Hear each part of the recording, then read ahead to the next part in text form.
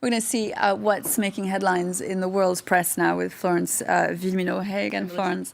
Lots of focus, of course, on the situation in Syria, even as regime forces prepare to retake, we expect, Aleppo, floods of new refugees heading for Turkey's border. That's right. And the Turkish Prime Minister, Ahmet Davutoglu, actually sounded the alarm yesterday, and you can read about that in the Turkish press. The front page of Hurriyet Daily News, that's the English language version, has a quote from the Prime Minister. Now, he's blaming intensive Russian airstrikes that are pushing up to 70,000 Syrians from Aleppo towards the Turkish border. You can see he's talking about this new wave of refugees from Syria, refugees that are facing starvation, according to the Prime Minister. Other papers are also focusing on the situation in Aleppo. If we take a look at the front page of The Guardian as well, you can see they're also talking about these fears of a refugee exodus as Aleppo hovers on the brink. And The Guardian reports on the Kremlin's response to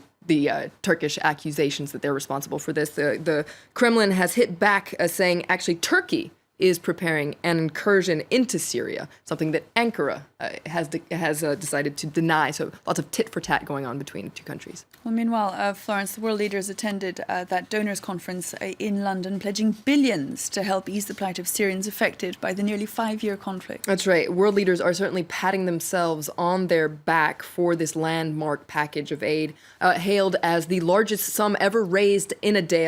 So you can see here, 7.5 billion pounds. That's about $11 billion by 2020, pledged notably to help Syria's neighbors, Turkey, Jordan, Lebanon, which have taken in about 3 million people. Essentially, this aid will help them boost their economies to be able to deal with the crisis. Many papers accusing the West of not having done enough in the face of that refugee crisis. That's right. I pulled out 2 cartoons from the British press. Let's start with the cartoon in The Guardian today, where you can see these Western leaders handing over this pot of cash, but using a very long pole to give it to the refugees. And you can see it says, "Refugees out," and someone has scribbled at the top, "Help refugees out." So it seems like they're sending mixed messages here. And the Independent, in its cartoon as well, accuses the West of sending mixed messages. You can see here the Britain and the U.S. bombing Syria, and then adding a little box of Band-Aids there. So bombing Syria, but then sending Band-Aids to help them patch it up.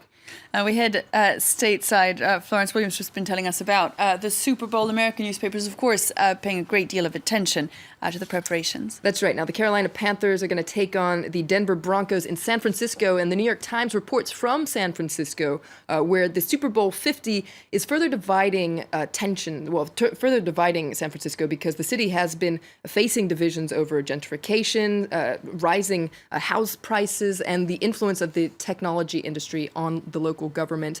And so these tensions have really come to light in the lead up to the Super Bowl. A lot of it has to do with the cost of the Super Bowl as well.